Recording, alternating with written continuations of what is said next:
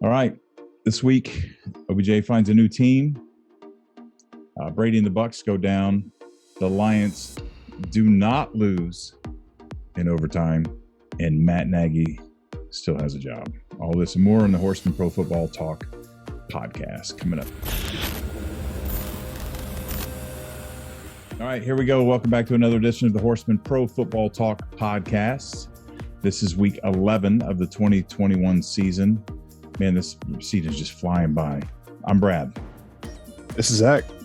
And I'm F.A. All right, real quick, just to get all the, the important stuff out of the way. Or get the, what am I looking for? The trivial stuff so we can get the important. I mean, this is important to us, but, football is the name of the game. That's what's really important. Anyway, we want to invite you to join the Patreon community. There you can find all of our stuff. Everything's solid in one place. Analysis, Fantasy Central, weekly pick'em contests, and more. We're really going to ramp it up, through the end of the season and set up for next year. So join us now. You want to get in early. Go to www.horsemansports.com right now and join us. We certainly appreciate your support. Also, if you're watching this on YouTube, before you go, hit the subscribe button and the bell icon so you never miss any content. You can also find us on Facebook and Twitter at Horseman Sports. And did we mention you can catch both shows, the weekly breakdown of Fantasy Central with Zach and Hefe on WUBI Ubiquity Radio on Thursdays at 5 p.m. Eastern Daylight Time and 2 p.m. Mountain Standard Time. More information at wubi.live. So, all right. As usual, we're going to start with our weekly Pigskin Pick'em leaders. Another big shout out to Willie on the West Side, who's clawed his way back into this race. How many games were there this week? 14. Okay. And so we, as of this recording, they played 13 because Monday Night Football, the Rams and Niners still to go. And the leader, this is how crazy this season's going. The leader got 8 right. It's just crazy. He got 8 right last week too, when all the upsets happened. And the week for that, 9 right, and the week for that, 10. So I would say, yeah, he's definitely clawed his way back and done a tremendous job. Yeah, he has. He's tied for first. Trey and Todd Haney. So big 3-way tie at the top. Yeah. We still got time, Zach, not to, intentionally single anybody out by omission, but Zach, you're sitting 4 picks off of first place, and I'm sitting 5 picks off first place. Yeah, we're the so-called experts in here too. But we can't invite people to play our game and win. That doesn't make sense. Yeah, we gotta let people come back. But anyway, so we got 8 weeks left, 6 weeks. God, only 6 weeks left. 18 weeks now. That's right. Yeah. 17 games, 18 weeks. Fellas, Christmas is right around the corner. It's crazy. Yep. Anyway, congratulations to Willie on the West Side again this week. Good job picking through it. But if you're getting 8 picks in a week when everybody else is getting 5 or 6, is it like the 10-year-old that just gets lucky because just teasing you, big fella. All right, Willie on the West Side. Congrats again this week. We got a barn burner coming down the second half of the season. All right, this week's bye week teams are the Broncos and the Rams. Not much there other than OBJ's, now in Los Angeles. But Hefe, you had something to say about that, didn't you? Yeah, and look, I want to start by saying that when you're a football fan, you never wish injury on somebody, especially Robert Woods. He's a really good player, really good guy. And I've been a fan of him since his days in Buffalo. So it sucks that he tore his ACL, but it sure feels like the football gods were pissed off that the Rams are sitting here trying to stack the deck and make the NFL into the NBA with these super teams. Because literally the same day Odell signs his contract for the Rams, Robert Woods tears his ACL. But I did hear today, before we got to this recording, that on Friday when he tore his ACL, they didn't think it was going to be a significant injury at all because he finished practice. Like, he was hurt a little bit, but he finished the practice. And then later on, after testing an MRI and whatnot, they found out he had a torn ACL. So he's he's a tough bastard. It sucks that he's out, but to me, that was my first thought was, man, the football gods did not like them trying to stack the deck that way. Yeah, that's a valid point. We hope we wish him a quick recuperation. Is this going to work in LA? Them stacking this, doing this LeBron James bullshit over there? Gonna find out once they get a game under the belt, especially after the bye week. It'll be interesting to see how that works when they have more time to get Vaughn and OBJ mixed into that. But I mean, the team that they've acquired between the offseason and in season, I mean, they look like the team to beat right now. Yeah. I'm going to jump in here real quick. So as far as the Rams go, yes, it is going to work out there stacking that team. But as far as Odell Beckham, what has he done in his career other than make pregame warm-ups, one-handed catches, and maybe 2 of those in a game? Has he done anything? My counterpoint to that is the quarterback play. He had an aging Eli Manning who, as much as we like him, he fell off at the end of his career. And then he had Baker Mayfield, who's one of the more inconsistent quarterbacks in the NFL from week to week. And how do you know he's good then? Well, because he showed it before Eli, Odell's first 2 seasons in the league, he was balling. Why? Because Eli was still balling. And then Eli had his drop off and OBJ's production was a drop off. And then OBJ goes to the most heavy run team in the league as a wide receiver. And he's had problems dropping the ball. So, has he been a perfect vessel in the time with bad quarterback play? No, he needs to get better. But I think having, the coach that he is, that McVay is, and having Stafford as his quarterback and the way that they run that offense, I think he'll end up sliding into Robert Woods' role and they'll be just fine. I mean, that was 6+ years ago where he had his first 2 That's a valid point right there.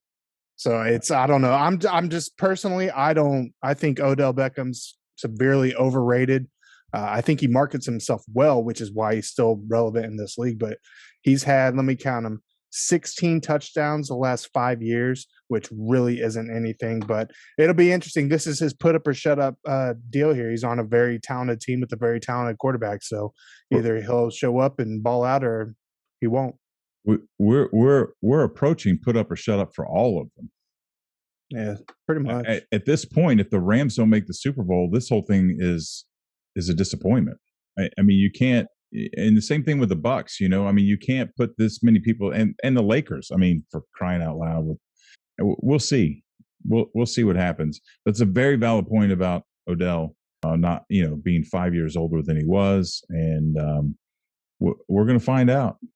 And not to mention, let's say he is top notch, and he balls out.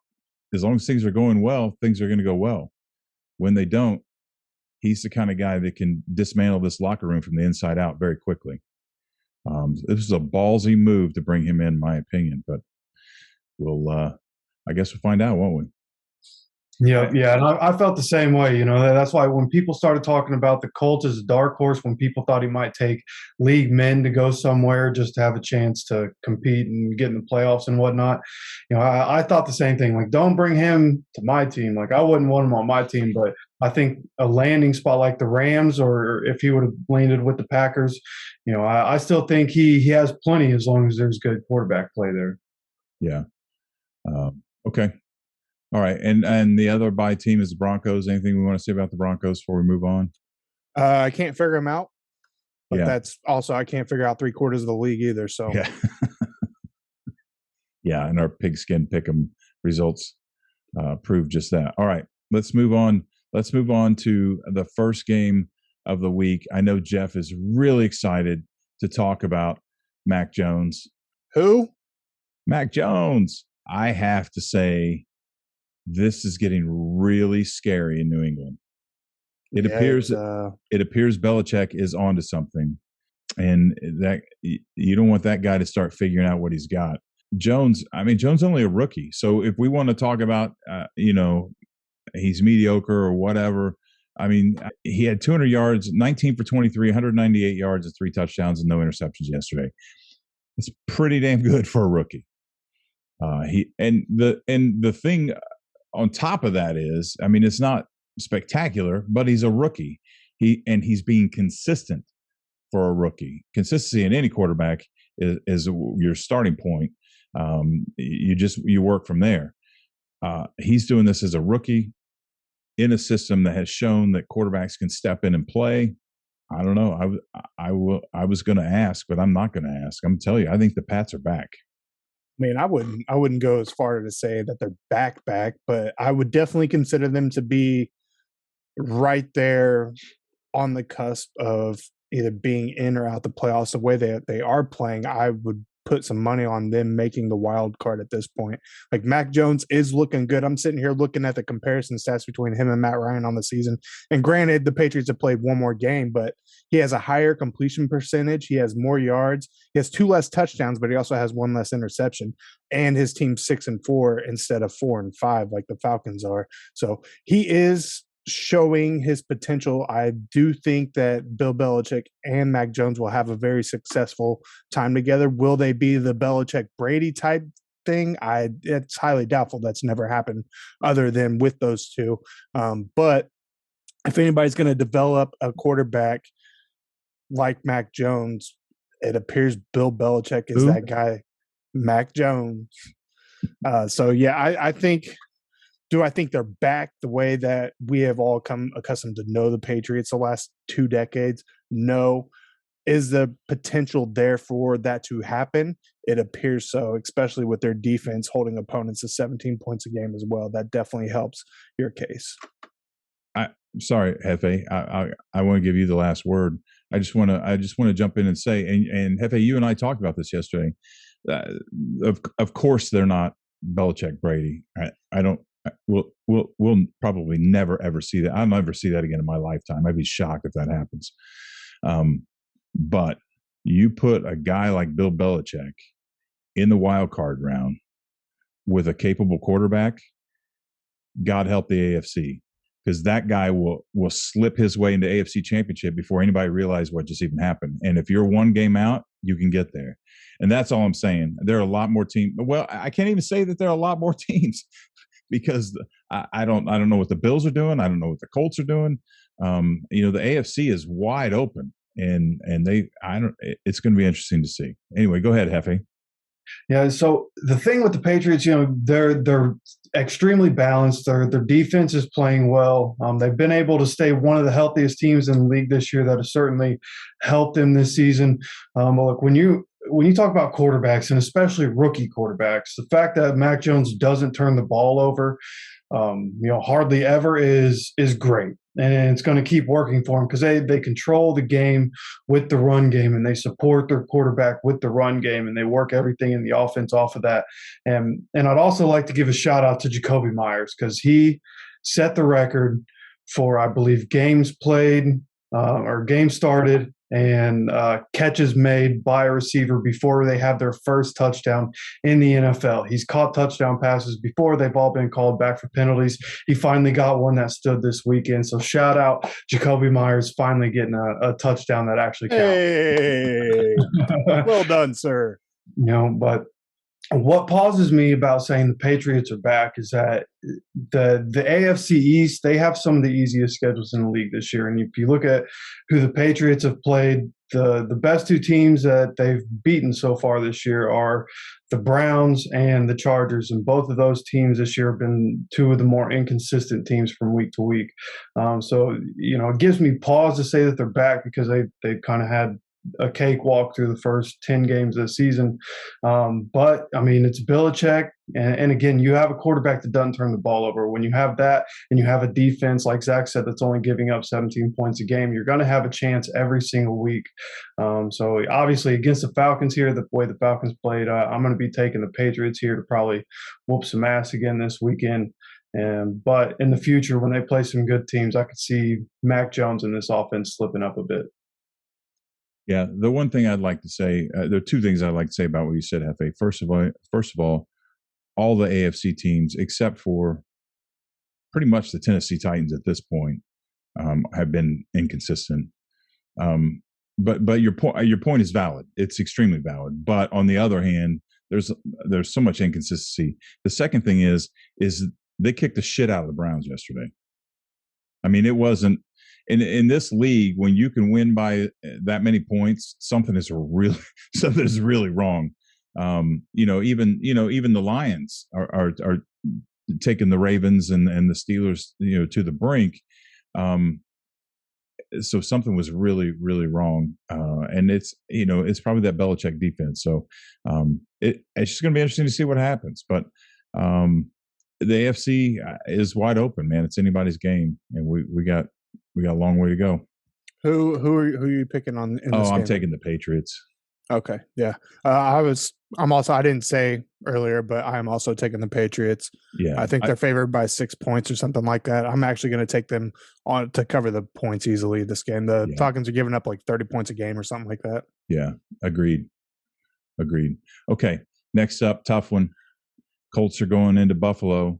First quarter yesterday, we would have be having a different conversation we're getting ready to have now, but they damn near gave it up to the freaking Jags again. They've got this meltdown thing going on towards the end.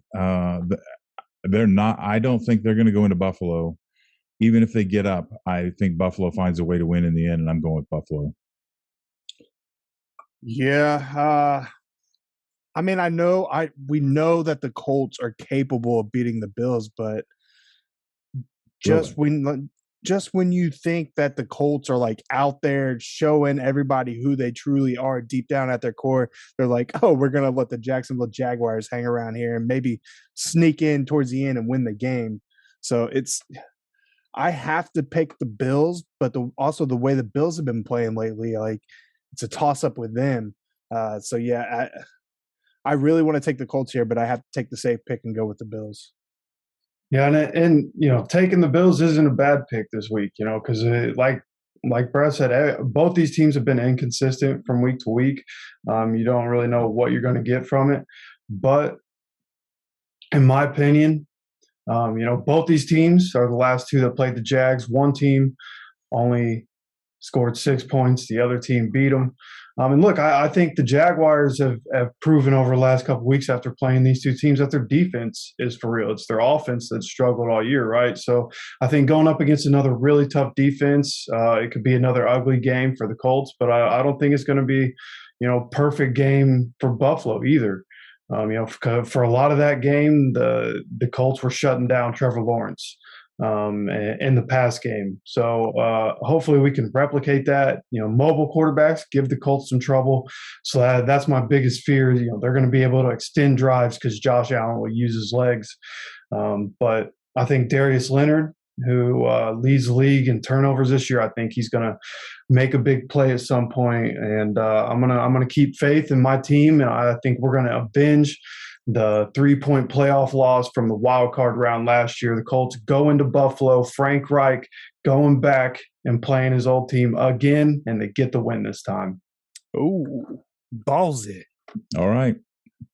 Frank Pittman Jr. make some kind of big time play at some point. You know what I hope, Hefe? I hope that everybody in our pigskin pick'em picks Buffalo, and I hope the Colts win. So the Colts get the victory, and you move up a spot. Get a little closer. Two quick questions. Number one, this is, well, obviously Hefe's taking the Colts, so this doesn't apply to him, but the Bills are favored by 7. You think the Colts keep it within 7, Brad? That answer is which team shows up, man. I just don't because I agree with Hefe. The Colts can win this game. I just don't understand especially the fourth quarter inconsistency. What Baltimore did to them and what Jacksonville appeared they were going to do to them yesterday. I said, "Oh God, I don't have a good feeling." And Hefe assured me, he was like, "Nope, this is all good," but I didn't believe him. I didn't believe him at all.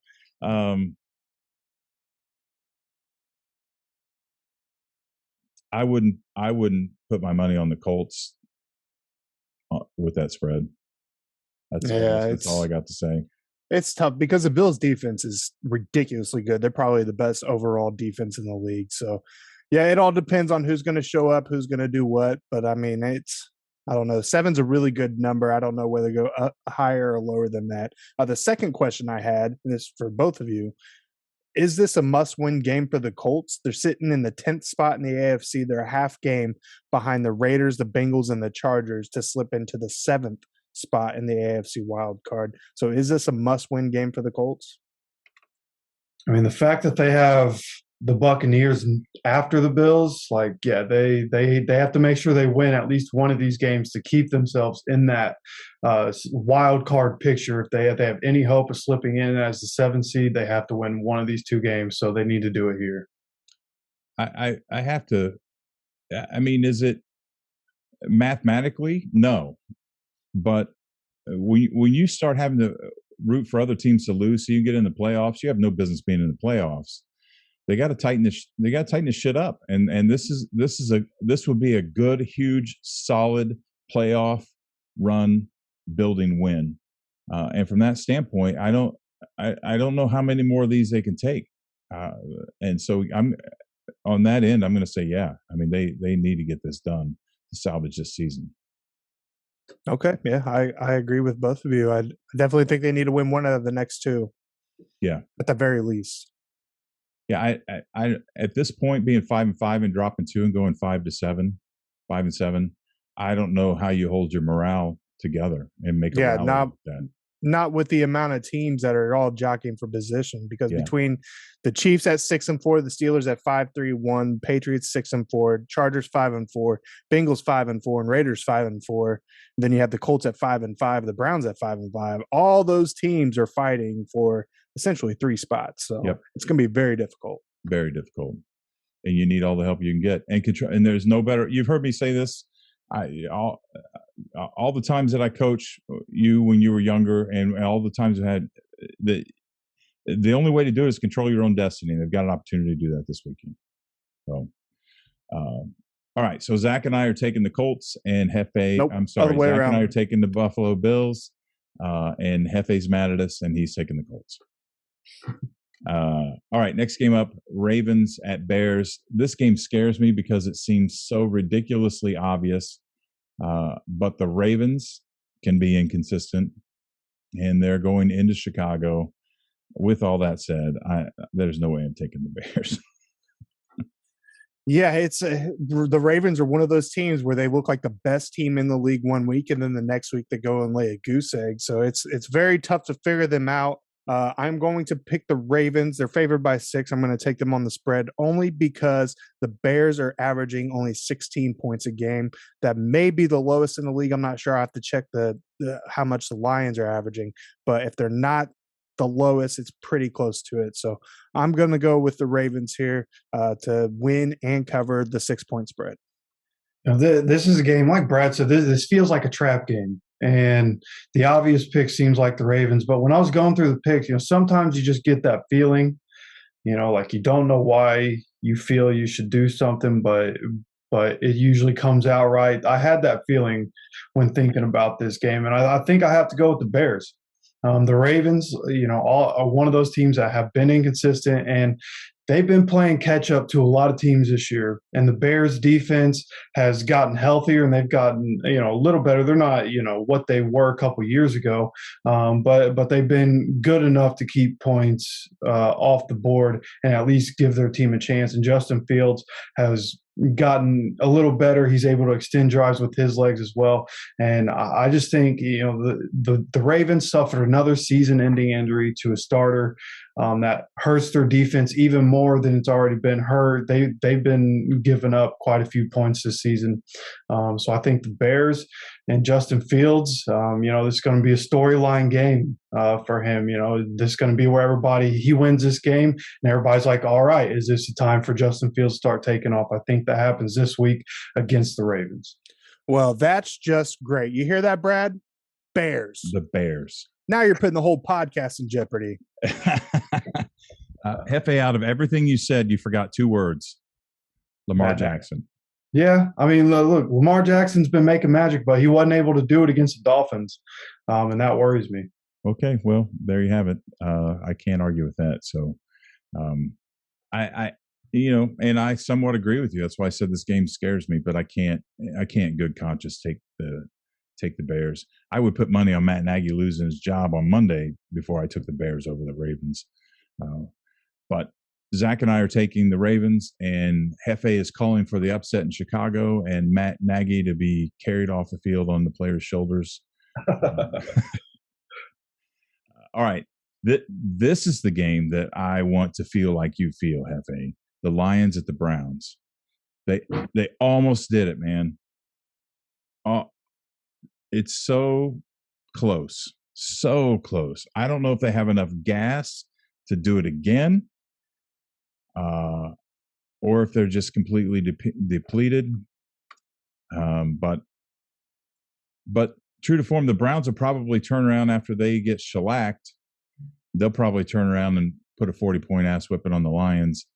Since the Browns are at home, the Browns should be instead of 5-5, they should be 7-3 or 8-2 or something like that. I'm going to go with Cleveland, but I'm secretly rooting for the Lions again this week. Oh yeah. I'm almost every single week I'm pulling for the Lions at this point. They are getting so close to winning a football game. They just can't get it done. But hey, at least they didn't lose last week. So good for the Lions. Unfortunately, I think the Browns do bounce back. I know they're going through a lot of injuries and a lot of adversity through their organization right now. But I think they bounce back at home. They put it on the Lions. Let me look real quick at the spread. Browns favored by 10. I think they'll probably get that one. It might be close, though. It might be a close game. What do you think, Hefe? So I think that this is going to be one of those Browns bounce back games where they absolutely put it on the Lions. I think the Lions lay an egg. I think they certainly cover that spread by a lot. The Lions were able to get a tie with the Steelers, and the Steelers they had Ben Roethlisberger and Cam Hayward out because of COVID, and so they needed Mason Rudolph, who was probably the worst backup quarterback in the NFL. They needed Mason Rudolph to be in the game for them to have any chance at winning, and they couldn't even get the win with the Steelers severely depleted. Dude, Mason Rudolph couldn't beat the Lions. I want to exaggerate that point. And Mason Rudolph couldn't beat the Lions. That's all I gotta say. There might be some listeners out there that are listening that could probably do better than Mason Rudolph, to be honest with you. Yeah, I might be one of them, and I'm old. So that guy, he's something else, man. I saw some Steelers fans talking about they thought he could get it done before the game, and I commented on one of them, and I was like, bro, the Lions think they're getting a win today. I so wanted them to pull that off, but anyway. Yeah, and they probably should have. Luckily they had that fumble at the end of the game because Chris Boswell was probably going to nail that field goal. So good for Lions. But even that, I mean, you can look at it two ways. That they got lucky and they got I mean, that was a nasty hit. I mean, that was a solid hit and a fumble recovery. That's called making plays, man. And I don't. Do I think this whole thing's spent? No, I think Matt Dan is. I don't think Matt Dan will be there next year. He might be there next year, but I don't think he's the future. But I'm rooting for the guy. But they made a play to not lose the game. You got to start somewhere, and with as passionate as Matt Dan is, that's the platform he's standing on today in practice. We made a play when it counted. Let's build from there. So I don't know why I just went on that rant. See, but what I feel like is every time the Lions have gotten close this year, the next week they score, 3 points or 6 points and get beat by 30 or 40 points. And again, the Browns coming off a bad loss. I think their defense is going to want to flex their muscles. Jared Goff is one of the worst starters in the league. So I think this is going to get bad for the Lions. I'm taking the Brownies. Okay. Well, we're all taking the Browns, but we're all rooting for the Lions. Yep. All right. Next game up. I don't have much to say about this. The Texans at the Titans. I don't care if Derrick Henry's there or not. This is going to be an ass whipping. Yeah. So a couple things here. The first thing that earlier when I was talking about the Bears, they might have the lowest scoring offense in the league. I checked with the Lions. They are actually tied at 16.7. I absolutely forgot about the Texans, who are averaging a measly 14.2 points per game. Wow. Completely awful. Well, and what's Tennessee averaging? 30? 27.8. Yeah. And I don't know how. I'd love to hear you two talk me out of this right here. I'm waiting. I'm sitting here patiently waiting. yeah, that's not going to happen. I'm definitely taking Tennessee all day. They're favored by 10.5. They will easily cover that. The thing about the Tennessee Titans are sitting at 8-2. I wasn't a big proponent of them in the offseason and even through the first half of this season. I think that they were overrated. However, they have proven me wrong. They are missing King Henry in their backfield, and Julio Jones is out on the IR, and they are still putting up points. They're still winning ball games against very good teams. The last 3, 4, 5 games, they've beaten the Saints, the Rams, the Colts, the Chiefs, and the Bills. You can't get much better than that in this league. So the Tennessee Titans are for real. I think they're probably going to lock up this number 1 AFC spot if they can continue the production without their guys. I think Julio's out a minimum 3 more weeks. Henry's out until possibly the playoffs. But the Tennessee Titans are getting it done, man. They look for real. Yeah, they really do. I thought with King Henry and Julio Jones out that they might stumble a little bit. But that hasn't been the case. And after all those hard games, they have a couple easy games on their schedule. So they're just going to keep creating distance at that number 1 spot. Houston, I thought Tyrod coming back might be something that could give them a spark. But, Brandon Cooks was publicly very upset that Mark Ingram got traded. And there were a couple other veterans on that team that got traded or released right around the trade deadline, and he was not happy about it. He seems to have checked out, and that was their only hope was Brandon Cooks and Tyrod Taylor making magic happen at some point, and that's not going to happen. So it's probably going to be a big-time Tennessee win. Yeah, I the thing I want to say about the Titans is that we weren't sure. I mean, we knew the Titans were good.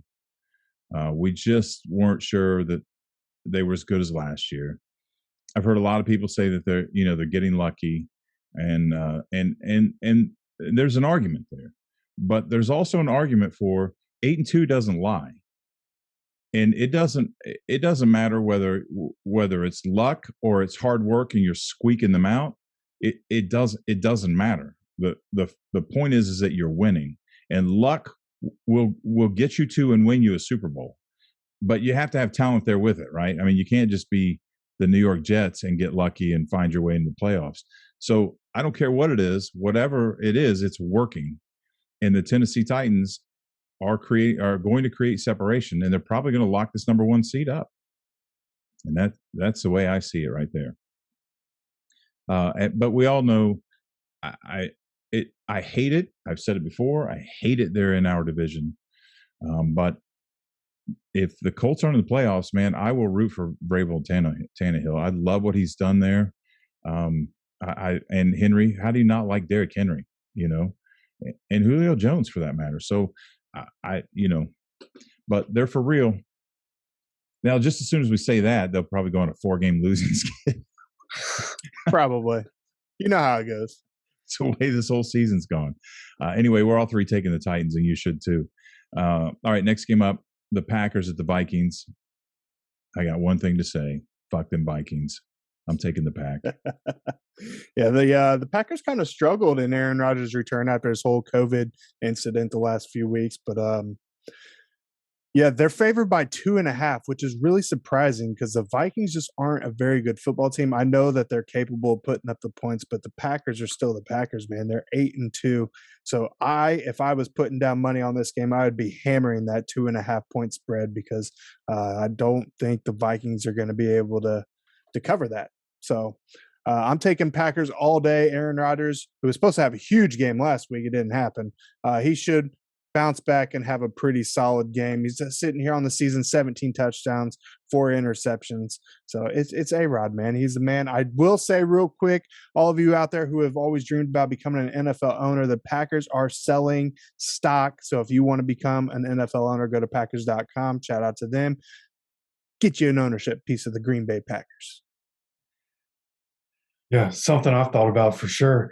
And look, the way I see this game here is that the Vikings play so many close games. So when it comes to that spread, this one I think the Packers will be able to cover because Vikings can put up points, but the Packers defense has been surprisingly really, really good as of late. I think I've said before when they lost Jair Alexander, I thought they were going to go in the tank, but they've been really good and they've been supporting the offense. The offense hasn't been putting up 30 a game, but they're able to get wins because the defense is doing their job. And Aaron Rodgers was able to put up 17 points without practicing for 10 days. Like he wasn't even able to do the walkthrough. So for him to come in and be able to beat a Seahawks team after that, and again, the defense doing their job. It was Russell Wilson's first shutout of his entire career, playoffs, regular season.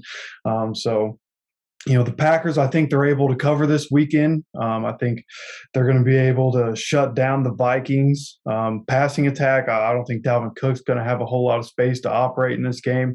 And Aaron Rodgers is going to come out and do what Aaron Rodgers does. They'll put up 24, 27 points and get this win. Yeah, I'd like to also point out as far as Rodgers, you brought up the point he wasn't able to practice, wasn't around the team. There's a lot of pressure around this COVID stuff. Aaron Rodgers was under a lot of fire, and that that takes an emotional toll on a player, especially a leader who's got to come in. So I think, despite all that, not practicing and all the media pressure that comes with the COVID, I think he did all right, for not being loose and on top of what was going on. So they are 8-2. I know they're going into Minnesota, but are we looking at a Packers Titans Super Bowl? Hoping so. At least Packers. Okay. All right. So we are all three taking the Packers, and you should too. All right. So next up is the Dolphins at the Jets. Far cry from last year when we were laughing about this game. I'm not really sure. I'm not sure. I don't know what to say. I'm stumped because there's part of me that just wants to say, well, the Dolphins are going to win. But I don't believe that. They're in New York. I mean, the Jets are bad, but the Dolphins, man, Tua's got to go, man. Tua's got to go.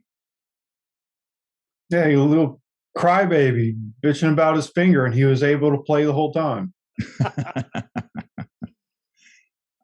Are you guys taking the Dolphins? I mean, is this a no-brainer for both of you? No, I wouldn't say it's a no-brainer. I definitely don't feel good about it, but it's the Jets, man. They're giving up 32 points a game. They're only scoring 17. I mean, the Dolphins aren't even any better, but the Dolphins are putting up 17, so they're equal offensively, but they're still scoring or giving up 25. So the Jets are giving up a whole touchdown more per game. So I don't know. It's not a no-brainer. Both teams are trash. I agree. Tua needs to go. We've been saying that for a year and a half now. I got to take the Dolphins, but I wouldn't be surprised if the Jets win this one. This one, I thought about it for a minute, but after seeing how Mike White played against a good defense, when you look at the Dolphins and Xavier Howard and Byron Jones, they've been playing really good after they came back from their injuries. And I think Mike White has 4 interceptions against the Bills. I think he'll throw a couple interceptions in this game, and that'll help keep the Dolphins in it. They might be playing Joe Flacco. Apparently, I didn't watch last game, but apparently the fans, while Mike White was in there, were calling for Joe Flacco. Wow. They're Jets fans. Yeah, right. True. Can we – I mean, I'm sorry. I don't mean anything by that. I just want to be clear that they were Jets fans. This one, I feel like it's a no-brainer for a lot of the reasons Zach listed. I feel like this was a no-brainer. They give up so many points without Marcus May as like the anchor of that defense. I think it's just going to continue to get worse for them on the defensive side. And Miami throws a bunch, so I think there's going to be opportunity for Tua to turn the ball over, but I think there's going to be opportunity for them to put a lot of points up on the Jets also. So I'm going to take the Dolphins on the road. Yeah, I'm taking the Dolphins too, but I wouldn't be surprised if we come back next week and this was an upset. Yeah, I got a bad feeling about it. So, but we're all three taking the Dolphins, right? All right, next game, another tough game for me, and I wouldn't have thought it a month ago. I've been dogging the Eagles. I was dogging them earlier, but the Saints are going into Philadelphia. Saints are 5-4. They're struggling to find an identity. The Eagles are 4-6. They're a little scrappy, kind of piecemealing some stuff together, but they are at home. I don't know, man. There's logically I want to take the Saints, but there's this weird feeling that the Eagles might get it done this week. Yeah, I'm kind of feeling the same way. The Eagles are one of those teams where I just can't figure out. One week I say, oh, they're going to win. They lose. The next week I'm like, there's no way they're going to win that game. Like against the Broncos this past week, and they completely dominated the Broncos. So Eagles, I can't figure out. The Saints have dropped 2 in a row. I am going to take the Saints. I will say that the Eagles are favored by 1.5. So me personally, I think you have a lot of betting value there with the Saints being the underdog. They do have a pretty good defense. So there's always that you can consider. But yeah, I'm taking the Saints here with apparently the upset on the road in Philadelphia. You know, this is a game I thought long and hard about because the Saints do have a good defense. But I really like that the Eagles have been working to establish the run, and they continue to do it. You know, I thought maybe they would do it for a game or two and then get pass happy again. That's just not the case. Jalen Hurts only threw the ball 23 times. They were able to run the ball over 30 times as a team. So, you know, I think I can trust what the Eagles have done on offense the last couple weeks more than I can trust Trevor Siemian, who ended up not throwing an interception. He had 298 yards and a couple of touchdowns, but he was 19-34 passing. You can't be that inefficient. Now, obviously, having Kamara get back into the lineup will help them and help their odds in this game. But this is a game that I just feel like the Eagles secondary is going to force Siemian to make some mistakes in this one. Darius Slay probably going to get an interception if I had to guess in this game. And I'm going to take the Eagles for what is apparently not an upset. Okay. All right. Well, Zach and I are taking the Saints. I have to say that I might change my mind on this one as the week goes on. Right now I'm taking the Saints, and Hefe is taking the Eagles. I will say if Alvin Kamara is ruled out again, I'm probably going to switch over to the Eagles. I will say that. That's a good point. All right. Next up, Washington football team at Carolina Panthers. You want to talk? Third one in a row. I mean, Washington beat the Bucks, and apparently the entire Tampa team is stupid, according to Bruce Arians. The guy doesn't mince words, does he? No, he does not. And Cam is back. Yes, sir. Hefe has a stat he'd like to read. Yeah, that's right. So it was the first 2 times Cam touches the ball. The first time he gets 1 rushing attempt for 2 yards and a touchdown. The second time Cam Newton touches the ball as a Panther again, it's a completion for 2 yards and a touchdown. So it's 2 touches, 2 touchdowns. Cam is all the way back for the Panthers. He was 1 for 1 with 115 quarterback rating. 1 for 1 with 2 yards. 2 yards rushing, 115 quarterback rating or whatever. That was ridiculous when he read that to me. I saw a meme that said that the Panthers are paying Cam Newton's replacement and Cam Newton's replacement's replacement and Cam Newton to replace the replacement's replacement. I don't know, I've gone cross-eyed, but it was legit. I mean, it was yeah. That's the Panthers have walked all the way back around right where they started. I'm going to go with Carolina because they're at home and because Cam's behind center. I'm not a huge Cam fan. I think that ship has sailed. But there's also something to be said, and Hefe and I were talking about this yesterday. Um, the Cam that we saw a couple years ago was a guy that just had that he expected to win, that kind of baby mentality to him. The Cam that we've seen now has been around the block, and he didn't eat. There were some nights he slept on the street and didn't eat. So he's got a different mindset this time around, and I'd like to see that pay off for him. I don't know if he has a physical ability to do it still. I'd like to see his mentality change, and I'm going to give him the benefit of the doubt this week, and I'm going to take the Panthers. Yeah, I'm definitely pulling on him with this homecoming back to Carolina. Obviously, last week they were on the road in Arizona, so this will be the first game back with Cam Newton there in Carolina. I'm pretty sure he is taking first-team reps this week, so he is presumed to be the starter. So it's going to be a huge, energetic game for them. I definitely think Washington upsetting the Buccaneers last week was a complete fluke. Shout out to Heineke. He did a hell of a job, especially taking them down there to seal the game. But this week, I think Carolina gets it done. They do have a pretty good defense. They're only giving up 19 points a game. With Cam coming back, the energy is going to be high. They're going to be out to prove a point and really kickstart this season. So I'm definitely going to take the Panthers. I do want to talk about Cam. I'll let Hefe go first before we talk about Cam again. So I do. I'm also on board with the Washington one because it was a fluke kind of thing. The Bruce Arians talked about it. The penalties killed him. Like you can't shoot yourself in the foot on that many possessions and think that you're going to have a chance to win, even against this Washington team who's been disappointing all year.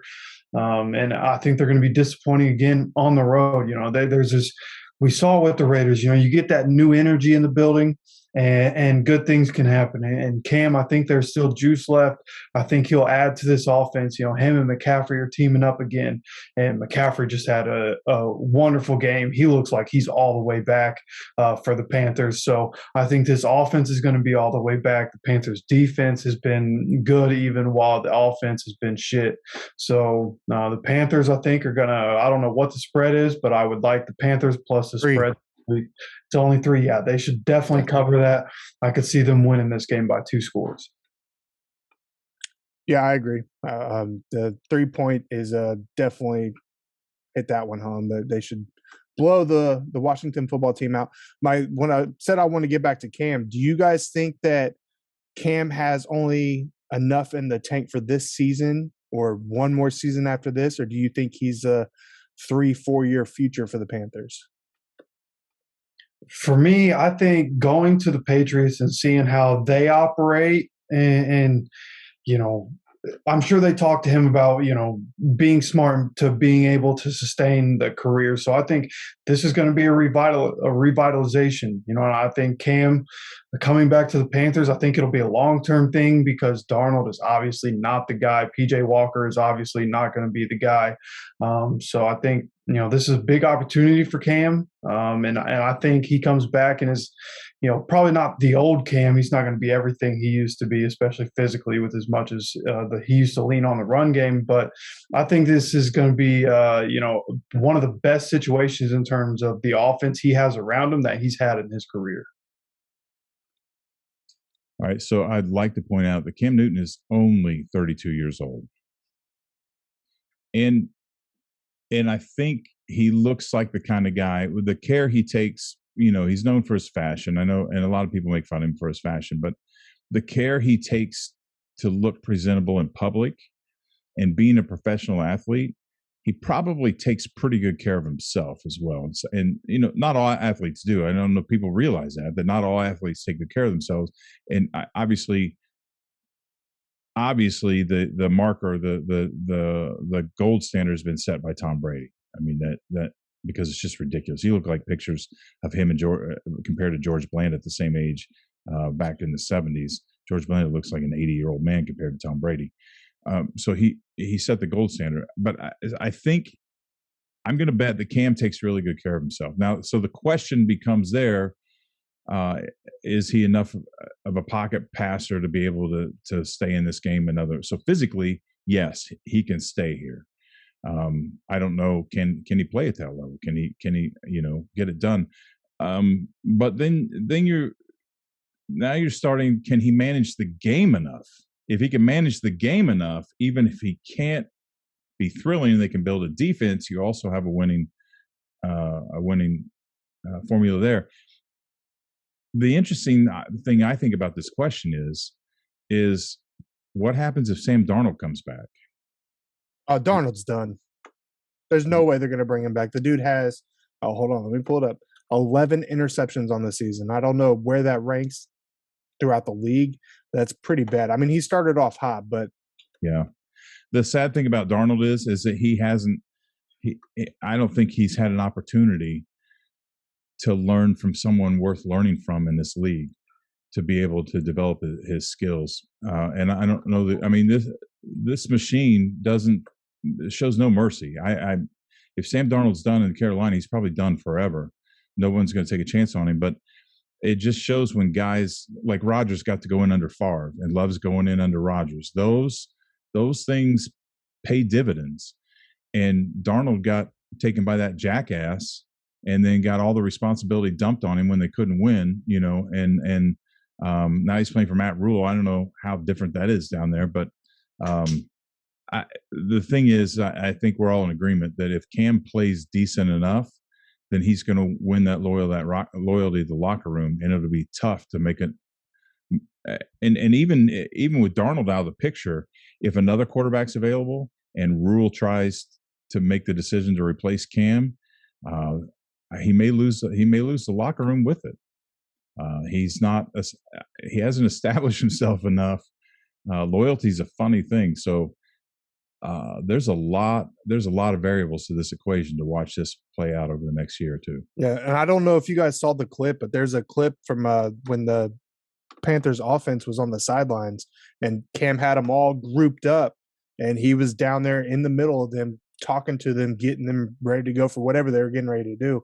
So in his first game back, he was already down there being a huge leader for that team. So when Darnold's ready, there's no way they're gonna put him in place of Cam Newton. That's just not gonna happen. Matt Rule and the GM, they'll get ran out of town if they even try to do that. So this is Cam Newton's team. They're sitting in the 7th spot in the NFC. Obviously, if they make the playoffs, even win a game or two in the playoffs, there's no way Darnold's going to be able to come back. Boy, what a story for the NFL if they rally and put this team in the NFC Championship. Yeah, that'd be wild. I've seen crazier shit happen. And I wasn't a Cam fan before because of the way he handled himself, particularly after the Super Bowl loss. Mm-hmm. But the guy, like I said, he's been through enough adversity that I'm on board. If he's going to be a leader and he's going to be responsible and he's going to, I'll root for him every day. So we'll see what happens. Okay.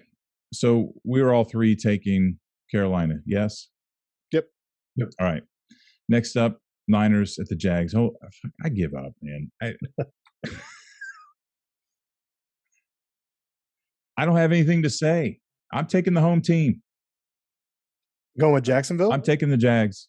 Mm-hmm. I'm done with the 49ers, man. I can't anymore. They're coming all the way across the country. The Jags are taking people to the brink. They're at home. They feel like they can do it. The 49ers don't even know where the hell they're at. I can't take them. I'm taking the Jags. That's pretty ballsy. I mean, this is going to be a very close game. I think the Jags are more than capable of doing it. The Niners are favored by 6. I think the Jaguars will keep it within 6. So if I was betting on the spread there, I would take the Jags. But overall, I think the 49ers are good enough to get the job done. Obviously, we record this on Monday. They have yet to play the Rams on Monday Night Football, so we don't know how that turned out just yet. But I'm going to take the 49ers, but take the Jags on the spread.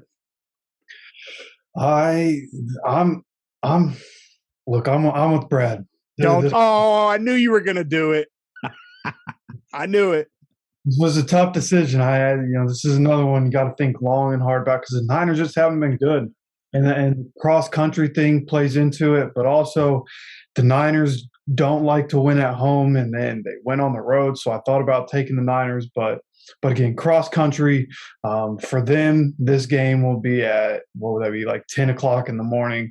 Look, I think Jacksonville's defense is going to be able to bother Jimmy Garoppolo. That pass rush has been getting home for him. Josh Allen, the defensive end for the Jaguars, has been balling out over the last month or so of the season. He's been one of the better defensive linemen in terms of getting pressures, getting home for getting sacks and whatnot. So, I think Jimmy Garoppolo is going to have a hard time. And I think this is the game where Kyle Shanahan says, okay, it's time to see if I'm going to be able to save my job next season. Let's see what Trey's got, and puts Trey in, gets him some packages to try to disturb this Jags defense. But I do think the Jags are able to pull out a win at home this weekend. You make a good point about Trey Lance. It's probably time. Yeah, I think Trey will be in there. Yeah. He may start. And I feel bad for Jimmy G, but they didn't draft the guy for him not to play. And the season's a walk. I mean, it's gone. They're just wasting time, in my opinion, developing that kid. So hopefully they do. It'll be interesting to see what Trevor Lawrence does. Do you know where that comes from, Zach? Nah. You have family that has an Uncle Lawrence. Lawrence? He spells it. This my Tucky roots? Yes. Hey, good old Kentucky. How y'all doing? Hefe and I were calling him. I was. Hefe was just laughing. Trevor Lawrence all day yesterday. I don't expect this to be a barn burner. I mean, I don't think the Jags are going to look good. This is probably going to be a really ugly game, to be honest. Sloppy, yeah. Yeah. But you guys, you think the Jags are going to blow out the Niners? No, I don't think anybody. Said that. Okay. I misunderstood. I was like, whoa. First you're taking the Jags, then you're saying it's a blowout. But no, I get what you're saying. I got you. Trevor Lawrence is not going to have 400 yards. I just like saying that. Lawrence. Lawrence to Lawrence. I don't know. All right. Anyway, Zach's taking the Niners. Hefe and I are bold strategy cotton. We're taking the Jags. All right. Next game up is the Bengals at the Raiders. This is another. I don't know what to do. I do think that either the Bengals win big or the Raiders win a close one. I don't know why I even just said that. I don't have any references or any stats. I don't know. I don't even know. Yeah. It's both teams are sitting here 5-4. The Raiders they're 3-2 at home. The Bengals are 3-2 away. Both teams have lost the last two. Both teams have won 2 out of the last 4, and both teams have won 2 out of the last 5. Oh, that makes it easier. I know, right? The only difference I could see sitting here looking at the stat line is that the Bengals are positive on their points per game compared to the points allowed per game. They've scored 26 points per game. They're giving up 22.5, whereas the Raiders are negative. They're scoring 23, giving up 25. The Bengals are favored by a point. I don't know. I think overall the Bengals are a better football team, but I say this about the Raiders every single week, and they win when I say they're going to lose, and they lose when I say they're going to win. So I don't know. I know we got Raiders fans out there that follow us. I'm sorry, guys. I got to go with the Bengals on this one. I do.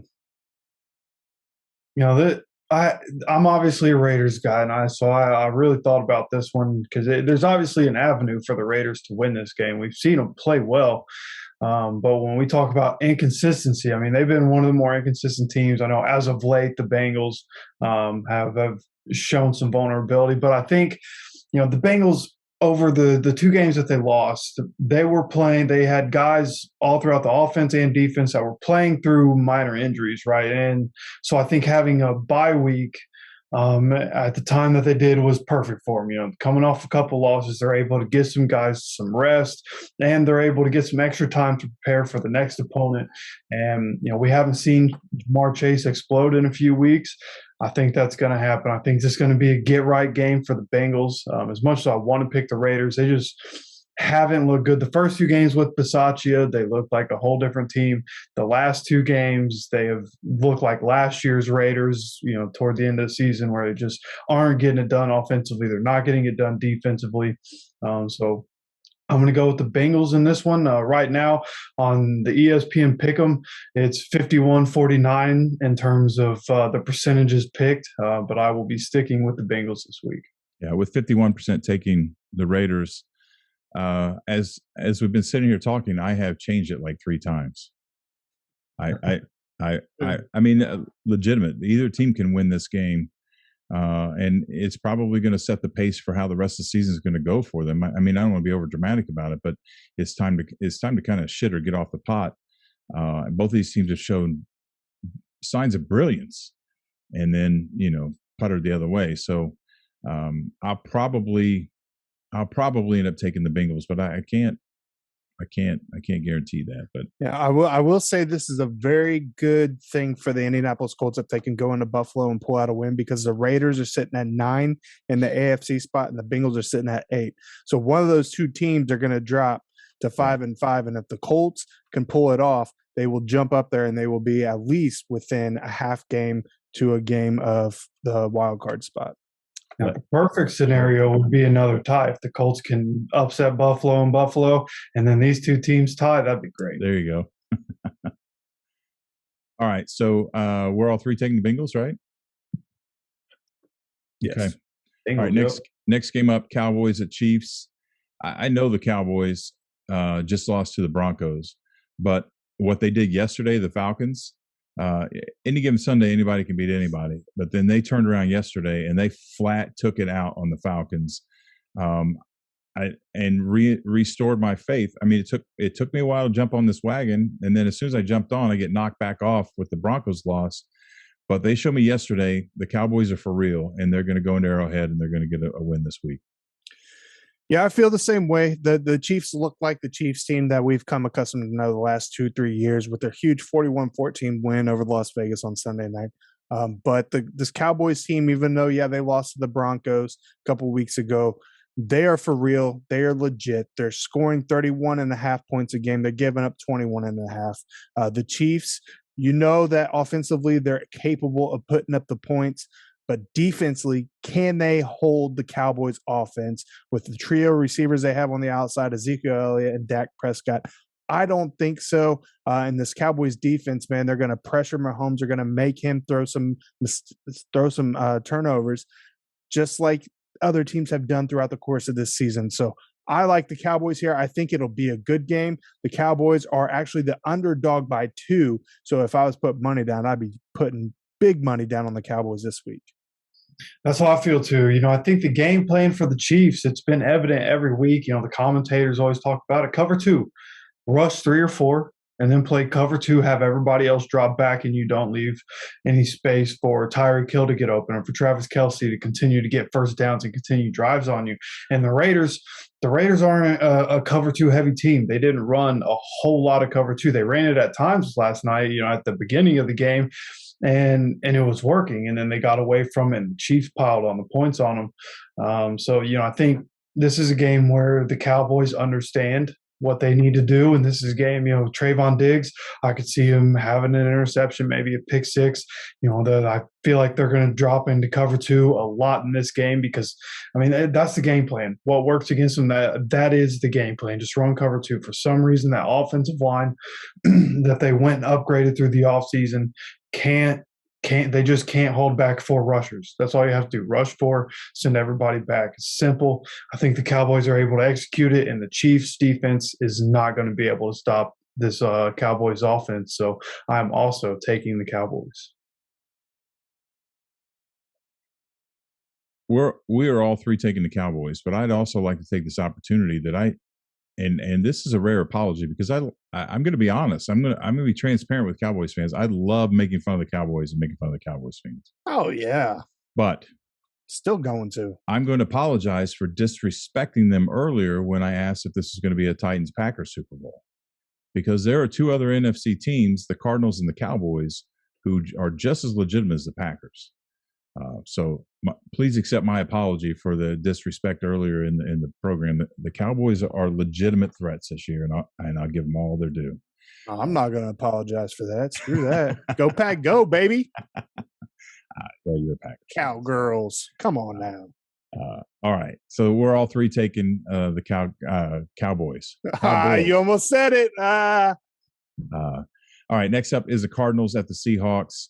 Seahawks are trash. Cardinals, I think they're legit. I just said they were. This is their chance to prove it. They should go in and they should handle their business, and this should just be a minor bump in the road, which is of note. This is an interdivision game, and they're usually tough, but I don't see this one being tough, and I'm taking the Cardinals. Yeah, I mean, this is all contingent upon whether Kyler Murray is going to be in there, or even Colt McCoy for that matter. Both of them were out last game, which is why the Seahawks weren't able to do anything. But if Kyler Murray is in there, I'm taking the Cardinals all day long. Whether or not he will be, I don't know. He has an ankle injury. He's been out the last 2 games. So Kyler Murray's in there. I'm taking the Cardinals. If Colt McCoy's in there, I'm thinking about taking the Cardinals. If neither one of them are in there, I might switch my pick and go with the Seahawks. I will say the Cardinals are right now favored by only 2.5. You know, this is a game that even if Kyler's not there, which I feel like he should be, you know, he's been a game time decision each of the last 2 weeks, but they've held him out, and you know they're going to lose the grip on being able to hold or compete for that number 1 spot in the NFC if he's not playing. So I think they're going to make sure he's in there. This is a big division game, and look, I was just talking to a friend a couple weeks ago. You know, he traded for Russell Wilson in one of his fantasy leagues, and I told him, like, I don't know if I would have done that. You know, it's a dynasty league. Russell Wilson has regressed over the last 2 seasons. That Seattle offense is not only inconsistent, been one of the most inconsistent over the last 2 seasons, but last night they looked awful last night. They can't get points on the board consistently. They can't sustain drives consistently. Their superstars aren't making big plays consistently at all. And they have a running back who's been out all year because he has a degenerative neck disease going on. So, you know, everything's going wrong for the Seahawks. Their defense isn't good. So this right here is probably one of the easiest picks of the week for me. The Cardinals are going to roll the Seahawks. All right. We're all three taking the Cardinals. Zach's contingent, but probably taking the Cardinals. All right, next game up is the Steelers at the Chargers. The Steelers have the distinction of being the only team that didn't beat the Lions this year. Not what you like to see. I like to see it because, you know, screw the Steelers, but not what their fans like to see. Well, as inconsistent as the Chargers have been, the Chargers are a better team. They're in Los Angeles, and the Steelers couldn't beat the Lions. There's no way I'm taking the Steelers in this game. I'm taking the Chargers. Yeah, I feel the same way. I mean, the Chargers have kind of disappointed me the last 4 weeks or so. They dropped 3 out of their last 4. With their lone win, it was a 3-point squeaker against Philadelphia in Philadelphia. So the Chargers, I'm kind of on the fence about, but the Steelers, they're just not looking good. It's time for Big Ben to step away, but he can't because then you have Mason Rudolph or you have Dwayne Haskins, who's in pregame warmups over there checking his Instagram out on his phone instead of doing what he needs to do like a professional should be doing. And Mason Rudolph can't beat the Lions. Did we talk about that already? Mason Rudolph couldn't beat my high school team. But yeah, so I'm taking the Chargers. They're favored by 4.5. I think they're definitely going to put up more than that and cover the spread easily at home.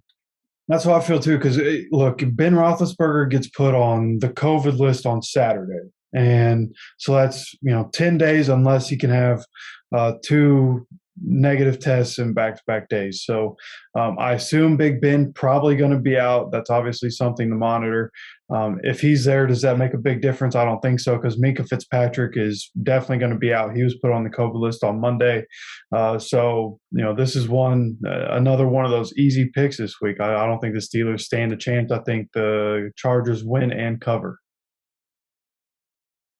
Okay, we're all three taking the Chargers. In the last game, Monday night game, the Giants at the Buccaneers. God help New York Giants, man. I think after what happened yesterday against an NFC East team, I mean, I don't think Tampa is the team they were last year. I still think they're pretty good. I still think they have some pretty freaking solid leadership. They've gotten their ass chewed by their coach publicly. They're at home on Monday night in front of the entire nation, and I don't expect this to be close. I'm taking the Bucs. I don't know. You know how Brady is when it comes to the New York Giants. So I don't know. I definitely think the Buccaneers will bounce back and put it on the Giants. There is something about Brady with the Giants, whether that's still relevant or not. We'll find out. Maybe it's just a Super Bowl thing. I don't know. But with the Buccaneers with the Buccaneers losing against the Saints 3 weeks ago because they were on a bye in between these last two games, but we thought that they were going to bounce back and put it on the Washington football team, and that didn't happen. So I'm hesitant to say it's going to happen again, but the veteran leadership that they have on that football team, I think they will make it happen against the Giants. They will bounce back. They will get going in the right direction. Because if you remember last season, they started off slow. Everybody was like, oh, the Buccaneers, blah, blah, blah. And then towards the end of the season, boom, they kicked it on. They went on a Super Bowl run. So I think the same thing is going to happen for the Bucs. I think these last two losses are going to be good things for them. It's going to make them really dig in there and do the things that they need to do to really kickstart this, ramping up for the playoff run. This is a game that gave me pause because, Bruce Arians, he can get as mad as he wants in the press about the penalties. But if you look back when he was a head coach of the Cardinals and with him on the Bucs, even during the Jameis years, I mean, as good of a coach as he is, his teams always get, 7, 8, 9 penalties a game, sometimes more. So, with them shooting themselves in the foot and all the injuries that they have, we know the defensive injuries, but they've stacked some injuries up on the offensive side. And AB still being in a walking boot. Gronk is still dealing with injuries. They tried to bring him back in a game, re-aggravated it, and he's been out again. So, with everything going on for the Bucs, and they don't seem like the team they were for the first 5 weeks of the season. And the Giants are supposed to get a lot of people back after this bye week. They've had a lot of offensive pieces not there. The defense has gotten better over the last few weeks as they've gotten healthier. So I think this is a dangerous game. I do think that the ghost of Super Bowl past is going to loom big in this game. Everybody has those teams. Peyton Manning, it was the Chargers. For just something about it, he couldn't get over the Chargers hump. Tom Brady, it's the Giants. I think the Giants go into Tampa on Monday Night Football and upset Super Bowl champions. Are you calling that right now? I'm calling it right now, yes, sir. You know that Tom Brady hasn't lost 3 games in a row in 19 years, right? First time for everything. Okay. Well, and there's a legitimate argument there because it's not the Tom Brady of old, but it's also not the Giants of old either. So we'll see what happens. But I'm taking the Bucs. Zach, you said you were taking the Bucs, right? Oh yeah, yeah. And Hefe's calling the upset of the Giants in Tampa. I just can't see that happening. He's just trying to get back in the pick'em, right? Hey, you guys got to do what you guys got to do, right? Yeah. Hey, with the way things have been going the last couple of weeks, I got a couple nice little upsets here. If this happens, I can pull a little bit closer. Right. Okay, let's look at the playoff picture real quick. When we're looking at the AFC, Tennessee's at first at 8-2. They look like they're going to pull away. Buffalo's at 6-3. Baltimore's at 6-3. Both have big games this week that they need to win to stay in the chase for the number 1 seed. Kansas City is in 4th place at 6-4, but it's also to note that Vegas, the Raiders are 5-4, the Chargers are 5-4. So if Kansas City can't beat Dallas and one or both of those teams win, there's a 3-way tie at the AFC West that really bogs this down, really clogs this up even more. Pittsburgh's 5-3-1, and they've got a 1 because they couldn't beat the Lions. Mason Rudolph couldn't beat the Lions, so Pittsburgh's got 1 tie that's probably in the end going to push them to the bottom of this list, I would imagine, before this is all over. New England is sitting at sixth with 6-4. I expect them to continue their winning trend, maybe not in a dominant fashion. At this point, I'm going to go on a limb and say New England makes it into the playoffs. Yep. I believe that. The rest of these teams, I cannot say that about, all the way from Kansas City down. But I do believe that the Patriots will find their way in. Chargers are currently in 7th spot, subject to change with all the activity in the AFC West this week for sure. Cincinnati is in the 9th spot at 5-4. Certainly, they control their own destiny. They're only one game out of the AFC North, so they can certainly stay in this race, especially if they get a win this weekend. Indianapolis is 5-5. They desperately need a win. We talked about that. Cleveland and Denver at 5-5. I don't see either of these teams. I don't see either of these teams in the 7th spot, to be honest. I think we're looking at AFC West teams filling out these 7 spots with hopefully maybe the Colts, but probably certainly the Patriots. And I think Cleveland and Denver are already on the outside looking in, and I don't expect that to change. Any thoughts, you guys? No, not really. It's definitely a toss-up between the AFC North teams. I agree. I think the Patriots are going to slip in there. I think the Steelers will drop out, so that opens the door for either the Bengals, the Raiders, or the Colts to slip in. But the Colts have a pretty tough stretch coming up, so I'm not very optimistic on that. Can they get it done? Yes, but like we talked about earlier, they have to win one of these next 2 games in order to have a real fighting chance. Yeah, if I was a betting man, I would say that the 5, 6, and 7 seed is probably going to go Patriots, Bengals, Colts. Obviously, as a Colts fan, I'm hopeful for the Colts. These next 2 games are huge and is going to, kind of sway which way that goes. But I think the Patriots are probably a lock for the 5 seed at this point with the way they are and the way their schedule looks. And the Bengals, the way they've played this year, I think they're a lock for the playoffs.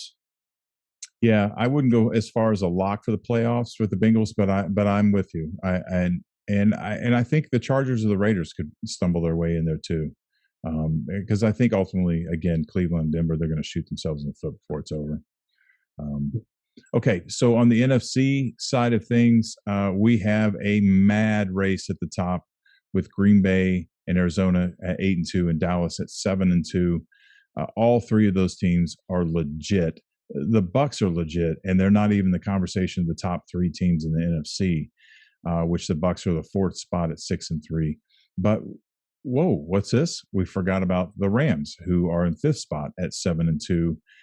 Just a half game behind Arizona. So this NFC race is tight from the first 5 spots up. Now we're getting down in New Orleans at 6th with 5-4. They play Carolina at 7th this week at 5-5. They may flip-flop. The Saints may find a little space if they get a win. Then you got Minnesota at 4-5, Atlanta 4-5. Are we really even talking about these teams being on the bubble? Can the Eagles stumble their way into the playoffs? They could. They could. They absolutely could. Minnesota could too. Minnesota's a good team. They just can't get it figured out. But either way, the talent drops off real quick after 5. I don't know that we're having a Super Bowl conversation with any of the team after Green Bay, Arizona, Dallas, Tampa, and the Rams. Those are your NFC championship teams. None of these other teams have any business being in there unless Carolina can pull some magic and they pull it together and we see some kind of a Cinderella run. I don't even expect that to happen, to be honest. Anything you guys want to add? No, pretty much sums it up. I mean, obviously the Rams are sitting there in the 5th spot. They're 7-2, regardless if they win on Monday night against the 49ers. They're still going to be in the 5 spot because the Cardinals hold that tie. But I agree, the top 5 there, the Packers, Cardinals, Cowboys, Bucks, and Rams, they're your contenders. The Saints, they're struggling through injuries. They got Trevor Siemian as their starting quarterback. I don't think they're going to do much. They're going to be fighting to hang on to that spot because they're only 1 game up into the playoffs at this point. The Carolina Panthers, I think with Cam in there, they'll bounce back. They'll do just enough to stay relevant and stay there in a wild card position.